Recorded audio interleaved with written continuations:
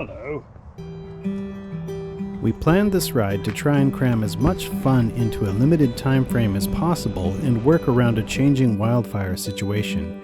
It would bridge sections 3 and 6 of the Idaho Backcountry Discovery Route with a few modifications to keep things interesting. Oh, I guess I shouldn't say that while I'm recording. I've always wanted to stay here in Reagan. But we didn't, and fun was literally around the next corner.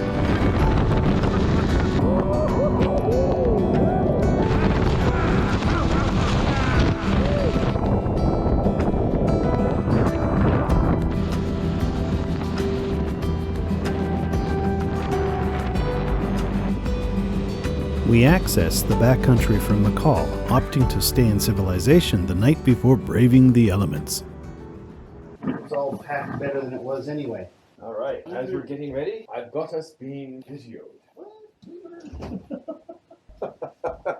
Keep looking around, because I know as soon as I get it all buttoned up and I feel proud of myself, I'm going to find something that's supposed to go in there that I buttoned up.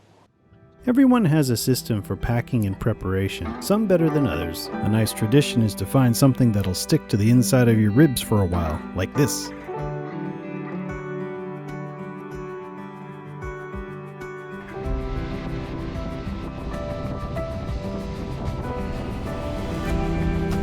Okay, so the one thing I hate about this bike is that exhaust. When you stand up, it's right underneath your heel, pushing your heel way up. So you really can't stand on the bike properly.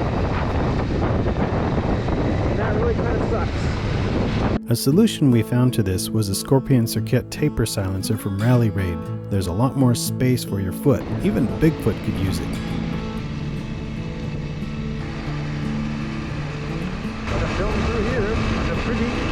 Of course, that raises a big question. What would you say to Bigfoot if you saw him riding a CB500X? Nice Honda.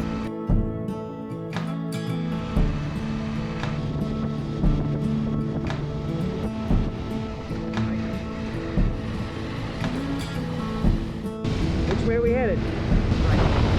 Right then! Yellow Pine, 18 miles. Thank you, that's all.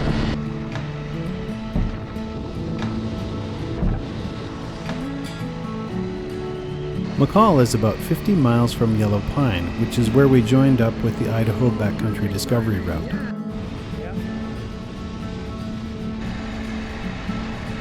Mixed signals here. This sign says welcome to Yellow Pine, but if you don't have time for the annual Idaho Harmonica Festival, this sign says go away. Such a cool looking place we hope to spend some time in one day and actually see, but not today. We had to keep on moving. We're not doing it again.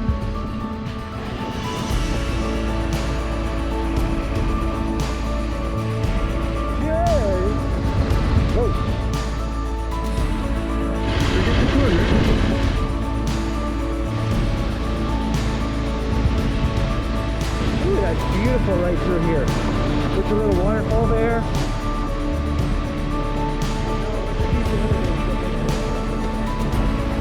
Motorcycle's coming.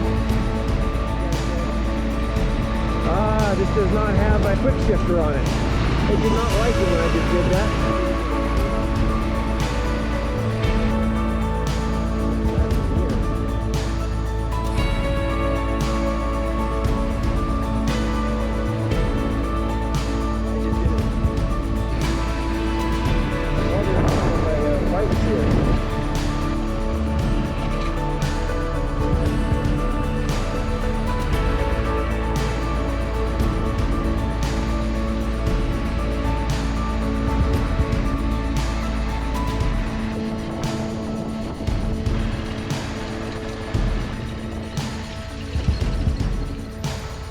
I think now is as good a time as any to outline the bikes and luggage setups for this trip.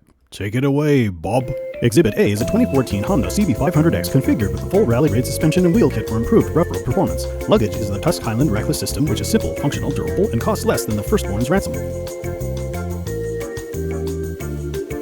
Exhibit B is a 2020 KTM 790 Adventure S with no major modifications. Luggage is the Moscow Moto Backcountry pannier system. It's durable, picks fights with rocks, and allows for annual visitation of your recently ransomed firstborn.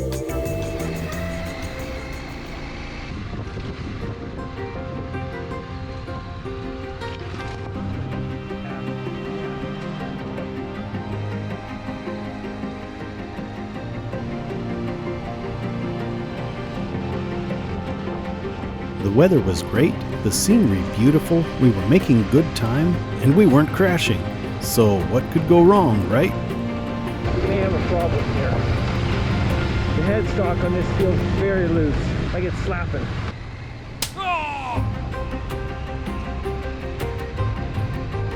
The whole thing that holds it all together up front here. At the highest pass on our trip, we stopped to inspect the ominous bumping and slapping. Might this journey end here with us stranded?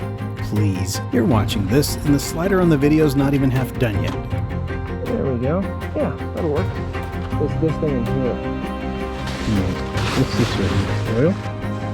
Oh, yes. Yeah, they're leaking. On the top. I've never seen that happen before.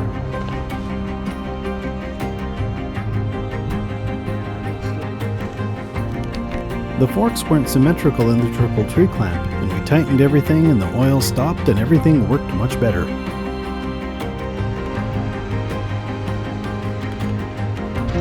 Top of the world, huh?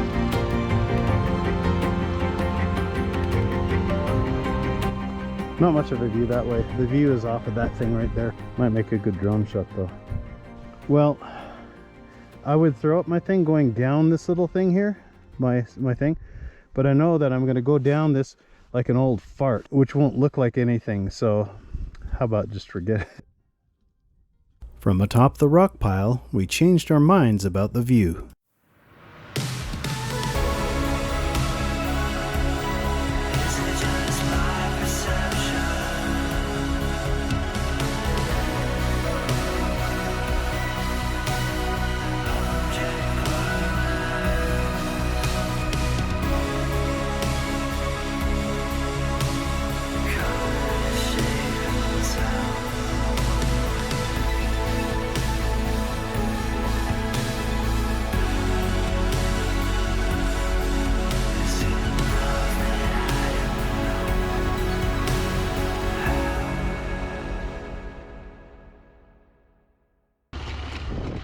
This turned out to be the highlight view of our whole ride. If you're able to make that extra climb, it's worth it. Cool dead trees. Yeah, I'm old and slow. So soon. For more deep insights and sparkling commentary, like and subscribe. Or if not for that, maybe for the following visuals.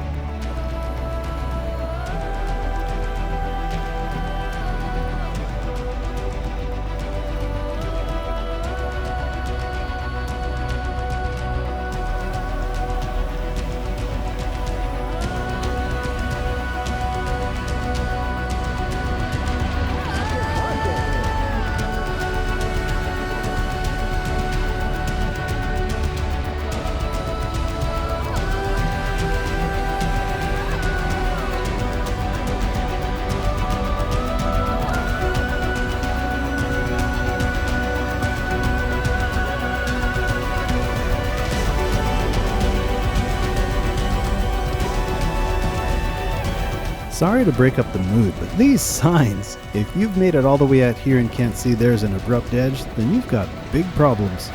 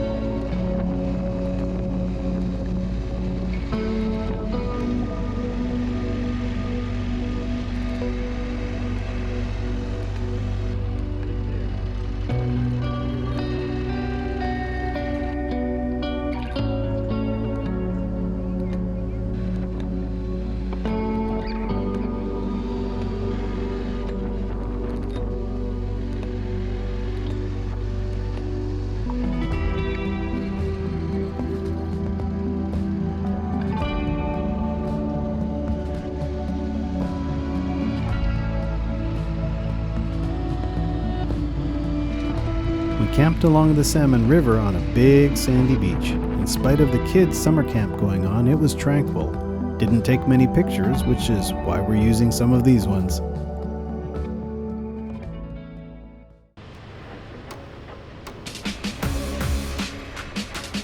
Day 2 between the rivers was great, with perfect weather and a nice mix of terrain, which involved some sections of significantly more technical riding.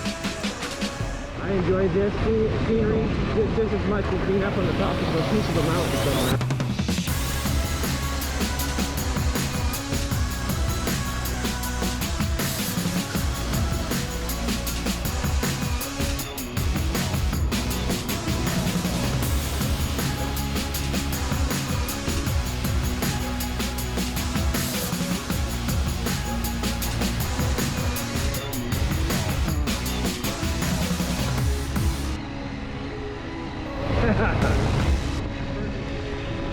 That bird hit the ground, I think. Yeah. Like it cleared us easily, then biffed right off the edge of the road. That was a first for us, and I guess probably also the bird. Oh, boy. Oh, come on. It sometimes misses that second gear.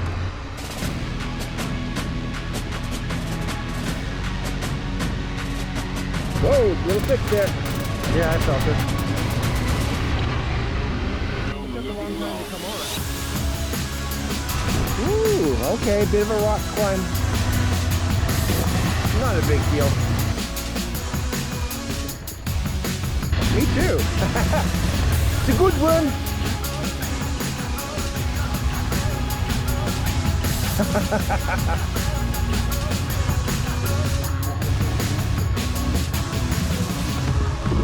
Okay, you going ahead? Or are you filming? Okay, yeah, well, okay, I can film you. Go ahead. Okay.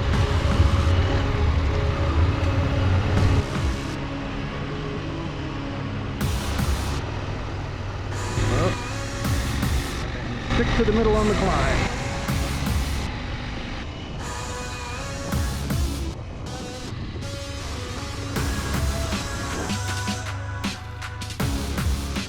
Yeah, that's cool. You'll be a speck, but hey. The road was getting pretty smooth, so we decided to kick things up a notch and hit an adjacent track designated as an ATV trail.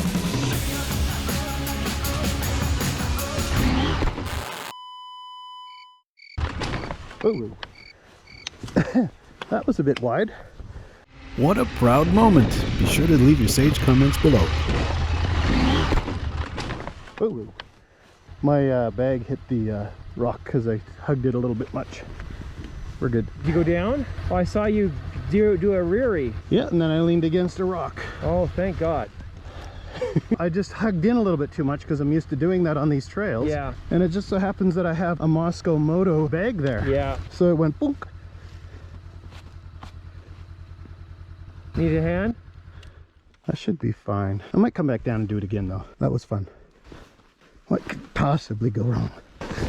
Man, all I could see was I just saw your front end pop up and I was like, uh-oh, he's gone down over the edge.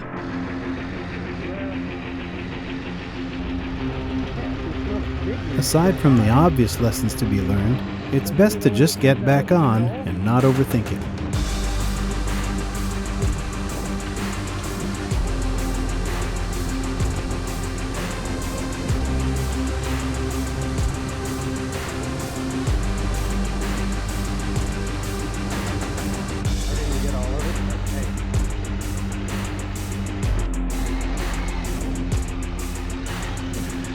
This is usually where you say, oh, this is pretty. Not really. Still farther down. You can't really see all the way over the edge. That's where we're going now. For you people at home, I know it doesn't look that steep. Stay to the right of that rock. Got too far away to get you all coming down that rock there. So, you could have been famous. All right. Oh my goodness. The bike was doing full-on suspension bumps.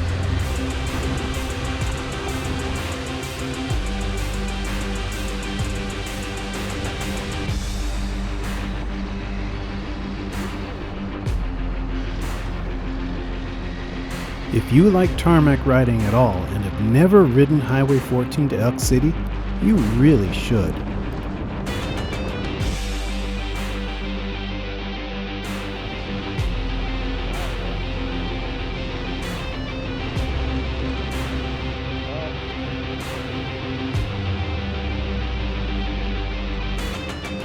Heading north out of Elk City skipped the Idaho Backcountry Discovery Routes sections 4 and 5.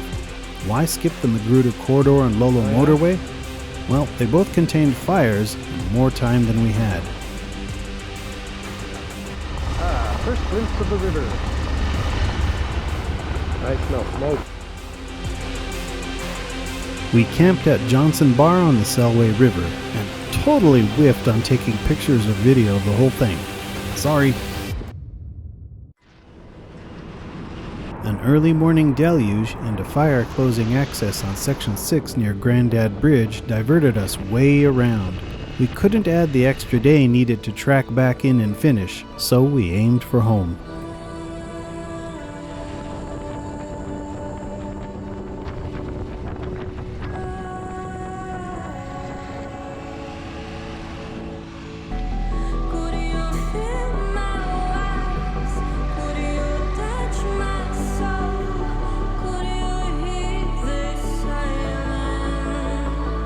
Not willing to give up on the dirt entirely just yet, we decided to take mountain tracks back into the Lake Coeur d'Alene area. Hey, you've got to have some fun.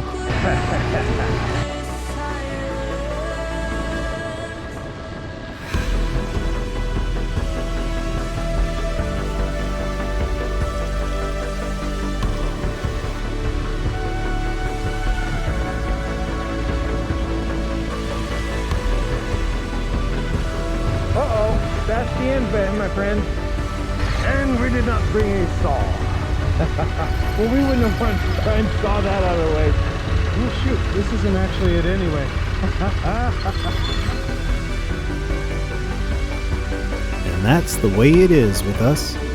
We took this ribbon of tarmac into Beauty Bay and on to Coeur d'Alene, the end of our journey. We thoroughly enjoyed our ride and our time together. And now, we thank you for coming along with us.